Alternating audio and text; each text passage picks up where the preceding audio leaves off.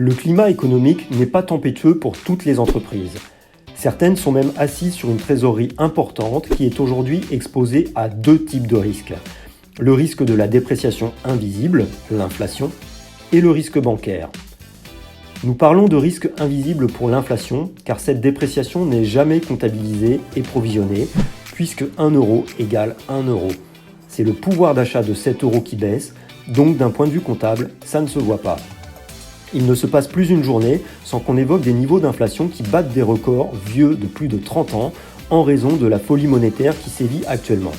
Une inflation située entre 3 et 5% par an selon les zones et les modes de calcul, ce qui veut dire que votre trésorerie s'érode de 3 à 5% par an. Mais ces taux correspondent au prix à la consommation. Pour certaines entreprises, leur inflation propre peut être bien supérieure, de plus de 10 ou 15% pour peu que leurs achats soient impactés par des hausses de prix très élevées, comme sur l'énergie, les métaux ou produits agricoles, sans compter l'inflation salariale à venir pour éviter la fuite de collaborateurs.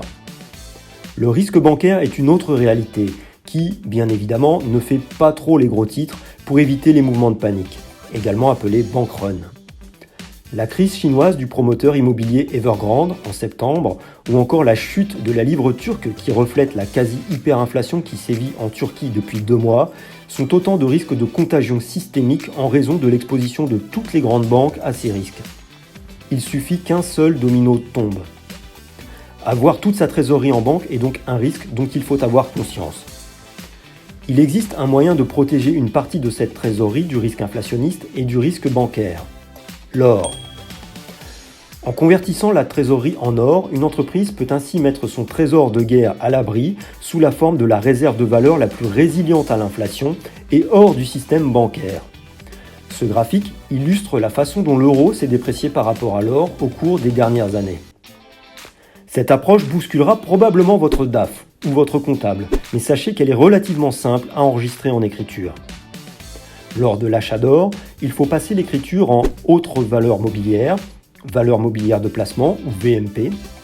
Ensuite, il faut intégrer en fin d'année des revalorisations liées aux évolutions de cours, comme pour les devises ou pour des titres, par exemple une provision pour dépréciation de VMP.